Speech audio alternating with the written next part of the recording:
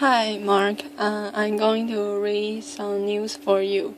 And the first one, the title is 5 Things Your Mom Was Wrong About. It's been a bad week for moms. The week started off with an announcement that the Food and Drug Administration has not been able to prove whether antibacterial soaps actually prevent illness. A few hours later, 2 studies declared that multivitamins don't do much good either. Next, they are going to tell us you can catch the flu from playing in the snow without a hat. Oh, wait. Check out the myths you grew up with without realizing they were myths. Use antibacterial soap.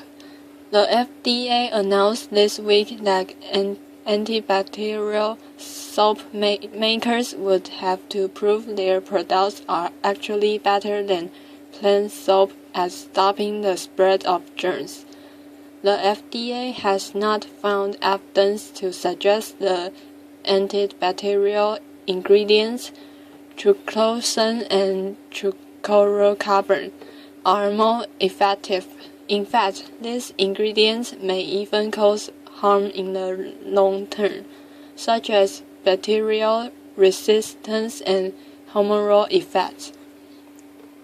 Antibacterial soaps and body washes are used widely and frequently by consumers in everyday home, work, school, and public settings, where the risk of infection is relatively low. Dr.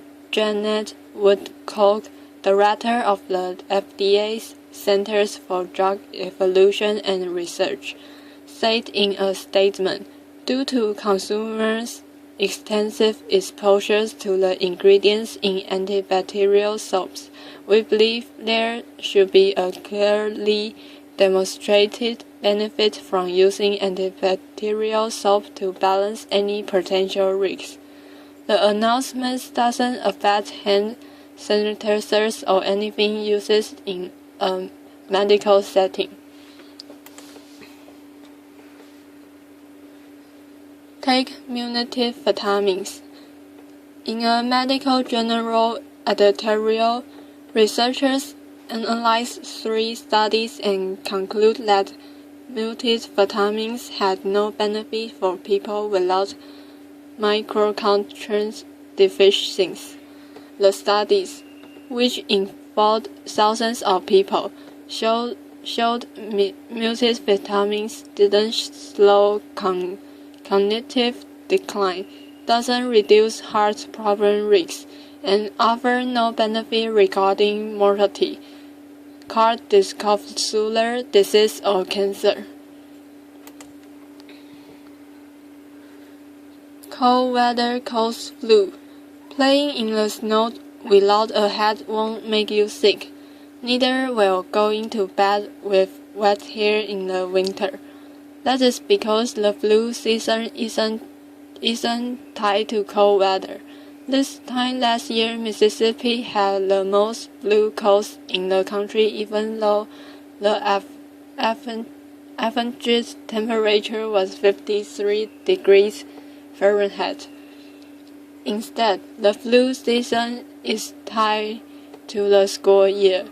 The only reason winter seems to play a factor is because low temperatures force children indoors where they play together and spread germs and then bring them home to mom and dad. Feed a cold, starve a fever. This old adage is completely untrue. Doctors have been saying for years. Yes, being sick can affect your appetite, but you shouldn't force feed yourself to starve yourself. Do what feels right and stay hydrated. Milk make muscles.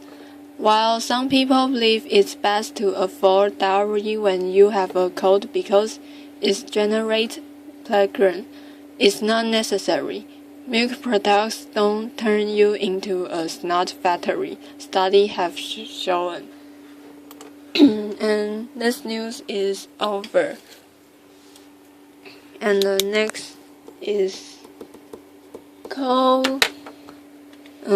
blind man says dog saved his life in subway fall. Glenn Guido Orlando was just doing his duty. The black lab bravely leaped onto the tracks at the Manhattan subway platform Tuesday after his blind owner lost consciousness and tumbled in front of an oncoming train. Cecil Williams, 61, and Orlando both escaped serious injury when the train passed over top of them. A senseless end to a harrowing ordeal that began when Williams began to feel faint on his way to the dentist. He tried to hold me up, the emotional Williams told the Associated Press from his hospital bed, his voice breaking at times. Witness said Orlando began barking frantically and tried to stop Williams from falling from the platform. Matthew Martin told the New York Post that Orlando jumped down and tried to rouse Williams even as the train approached. He was kissing him, trying to get him to move, Martin said. Witness called for help and the train's motorman slowed his approach as Williams and Orlando lay in the trench between the rails. The dog saved my life, Williams says. As Williams regained consciousness, he said he heard someone telling him to be still. Emergency workers put him on a stretcher and pulled him from the subway, and made sure Orlando was not badly injured. I'm feeling amazed, Williams said. I feel that God, the power that be, have something in store for me. They didn't take me away this time. I'm here for a reason. Williams was taken to a hospital where he is expected to recover, with Orlando at his bedside. Williams, a large bandage on his head, said he is not sure why he lost consciousness, but he is on insulin and other medications. Orlando, described by Williams as serious but laid back, was making new friends at the hospital.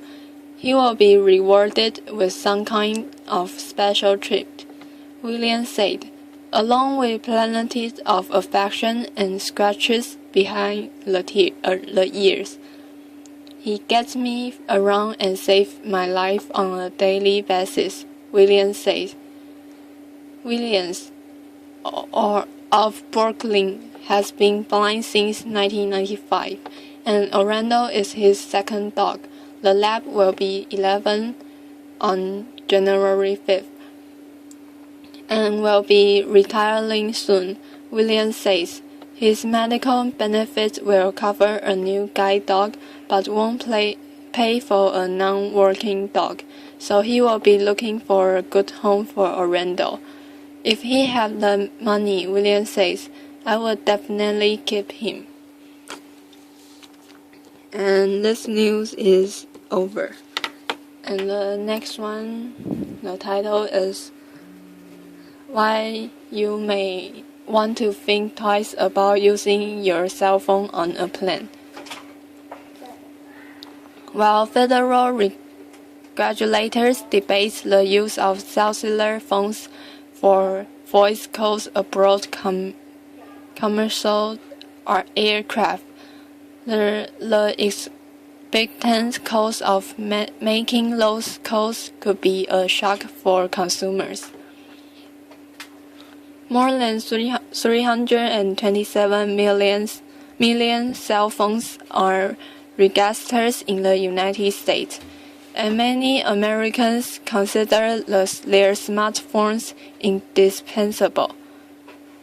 Jeff Astromer, 27, told ABCNews.com that young people feel their smartphones are an essential tool. People are connected to them, a sophomore said after a recent flight into Seattle's SeaTac International Airport. It's like an extension. It's like my hand. Concern about radio interference with critical aircraft systems have kept phones powered down during flight, but even if they were to be turned on, existing devices won't work reliably from 35,000 feet because they operate as part of a ground-based system, experts said. Cellular towers are served small cells in cities and towns and not high-altitude aircraft moving at nearly 600 miles per hour. Calls placed from airliners will require new systems that translate the signal from the cell phone on an airliner and then carry it to the national telephone network using what is called a proposal, experts said. The cost of building a proposal network could be higher for passengers. Foreign airlines such as Virgin Atlantic have offered cell phone service for several years through the Airmobile system. Based in Great Britain, passengers use their cellular handset to place calls that typically cost as much as $3 per minute. The average length of time that anyone spends on the phone is 2 minutes, a spokeswoman for Aeromobile said. Nothing that most flights don't see more than 5 or 6 users. The high cost has kept usage to a minimum, she admitted. And calls from 6 miles above the Earth won't be included in your free monthly minutes. Third-party carriers will transmit the calls from an airliner to the ground, and experts say it won't be cheap. Lynn Kelly, another person traveling through SeaTac recently, balked at the potential cost. I wouldn't use it if it was $2 to $3 a minute. People aren't going to be willing to pay that much money. An exception to the expensive per-sale system is the Text and Talk app developed by Google. The Wi-Fi system currently in use by many airlines. Using Google's app, voice calls mimic a normal cellular call and is already in use on private aircraft. The service will be affordable since it uses existing technology. On any Google-equipped aircraft, all they have to do is download the application, Google spokesman Steve Nolan said. However, the demand is not there yet. The airlines know that passengers don't want it, Nolan said. He sees a bright future for the texting portion of the app, which will be more affordable, as little as $4 per flight. It is scheduled for rollout by the airlines in early 2014. Introducing cellular voice calling to passenger planes is a sensitive issue. Industry giant Verizon Wireless declined to comment, and AT&T realized the right-out inquiries to the Cellular Trade Association (CTIA), who in turn referred ABC News to the Federal Communications Commission. And there is a next page. A recent poll by Associated Press (GfK) showed that frequent travelers would prefer not to be subjected to the irritations of fellow passengers yakking away during the transcontinental flight. The poll revealed that 78% of those questioned believe regulars should keep phone calls out of the stopover. Airline management is feeling the heat from passengers who dreaded the thought of adding the loud cell phone taker to the list of in-flight announcements, such as the incessant crying baby. FCC Chairman Tom Wheeler intends to let individual airlines decide whether to allow the new service. It's just like the movie theater, a sophomore said. You are going to get the guy who is polite, and you are going to get the guy who isn't. Flight attendants have also expressed concern about the potential for conflict in tight quarters. For Kelly, it's more an issue of privacy than price. It is too confined of an area to allow people to talk, she said. You have got to be able to respect people's personal space. And this news is over. The next one, the title is Missing Boy Feared Dead, Mother Charged. Police in Massachusetts only recently learned that a boy whose family had been getting state social service help has been missing since September, leading to charges against the child's mother and her boyfriend and their firing of a social worker and a worker's supervisor. Investigators said 5-year-old Jeremiah Olivier was last seen by relatives September 14th, but police only learned recently of his disappearance. A prosecutor is treating Jeremiah's case as a possible homicide, and Department of Children and Families Commissioners Ogla Roches called it a deeply concerning case of neglect and abuse. The Fitchburg boys' family have been receiving service from the department since the fall of 2011, after the agency received a report of neglect. In June, the social worker received a message from Jeremiah's daycare indicating that his mother had said it was his last day and he would be leaving for Florida to live with his grandmother, officials said. But the social worker didn't confirm the information and also failed to conduct required checks, they said. This case represents a serious failure on the part of the social worker and supervisor assigned to the family, Rochus said in a written statement Tuesday. The social worker assigned to this case did not conduct the required in-person monthly checks on the family, as required by the department, and the supervisor failed to enforce that policy. Rochelle said the two employees, whose names were not disclosed, have been terminated.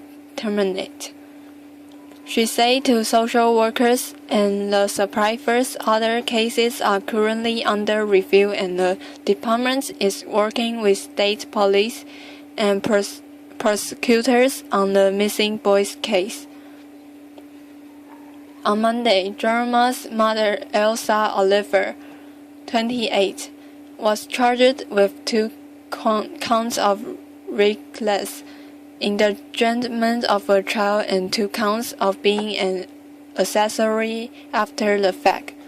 A not guilty plea was entered on her behalf, and a judge ordered her to undergo a mental competences evaluation.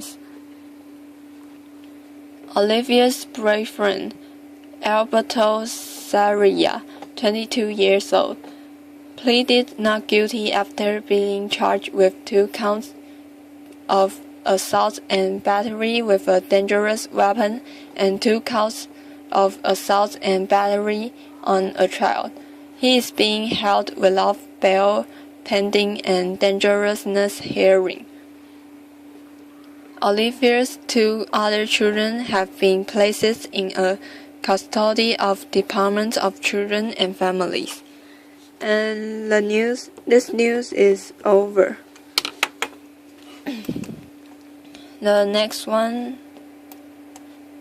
the title is Family of Missing Suspects in Pregnant Girlfriend's Slaying Fears He's Dead, 2. The family of a missing man who is a key suspect in his pregnant girlfriend's slaying says he was threatened by a man in Hawaii before her death. Brittany Rowe, 25 years old, was lying in a tent in Hawaii with boyfriend Bosa Johnson. When she told her family of the pregnancies, Johnson was reported looking into buying land on the island's vended lava fields to start a dual business. Rowe's body was discovered May 28th, strangled and dumped in the ocean near Hawaii's Big Island. Johnson, 22 years old, vanished at the time of the slaying, leaving behind his identification. Police soon labeled him a suspect, but anonymous notes were sent to media outlets and posts around town, stating that the two were killed by angry locals because Johnson was planning to buy land in the area to launch a lava tourism business. One note said, Hoyero, a term for white men, had to be killed before he buy land to send a message. Another note talks about the couples being slain on the lava fields and asks the killer to confess. Bosa Johnson's sister, Ruth Johnson, said Boas was threatened by a man before slaying. There was a man who came to our house when I lived with Bo in Hawaii, and he came and threatened our lives because we had trespassed on what he considered his property, Ruth Johnson told ABC News. Nothing has changed during the 7-month investigations, and Boas Johnson remains a suspect, police told ABC News. The case remains very active, according to police. Hawaiian police have been sharing little to no information, Rail's mother said. We are so in needing to find out more that is blocking the grief process, which has been really difficult for us, Julie Royal said. It's surreal. It's like a complete out-of-body experience, and it's just been really tough. An affidavit filed with a Hawaii district court states that Johnson might have used a false name to stay at a nearby hostel 2 weeks after royal slaying. The manager of the hostel told police she recognized the image of Borsat Johnson. But this male party used the name of Jeffrey Allen, and that he abandoned the room suddenly, leaving behind several bags of personal items. One of the things that has been very perplexing is there has been so many twists and turns to this story, Julie Ryle added. And this news is over. Data whined to sell tablets in the United States for less than $40. A tablet for less than $40 seems like the kind of deal reserved for Black Friday or Cyber Monday, but one company is looking to make it available year-round.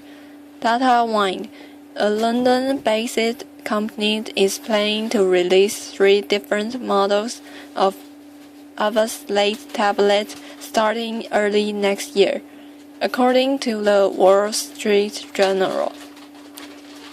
DataWine CEO Sunit Saint-Tuli said that the new tablets aren't out to compete with the iPad. UB Slide is primarily intended for students, he told ABC News Today in an email, but it is also for anybody that is left off the web because of affordability.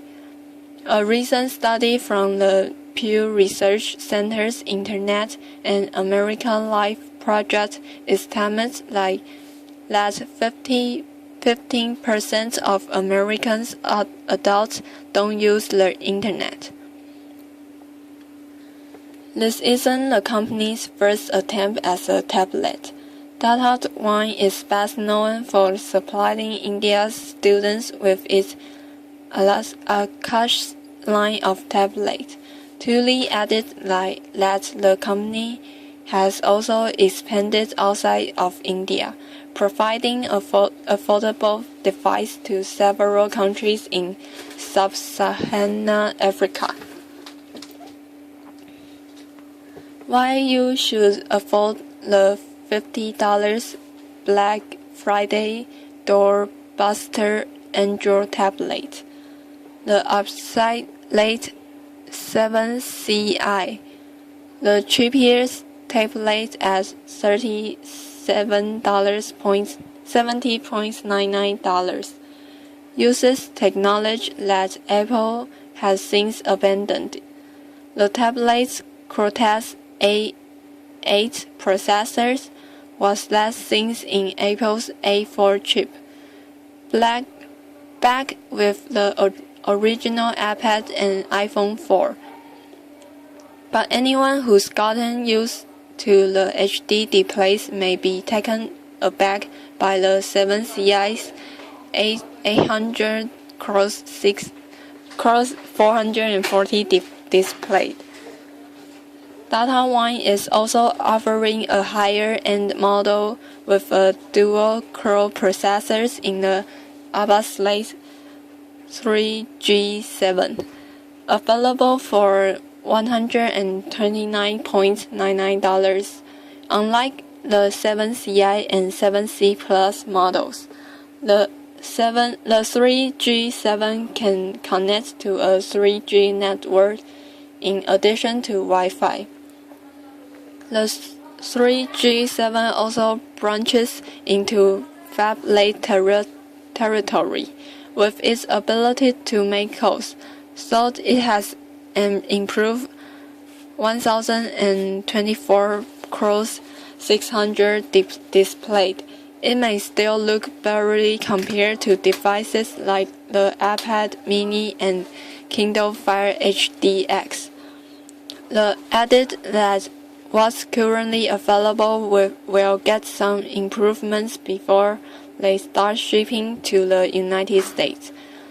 There are firmware and some other basic upgrades to the entry-level product, he said. The higher-end devices for the US are bundled with local data plans and cater to the local network. And this news is over. Bye bye, Mark.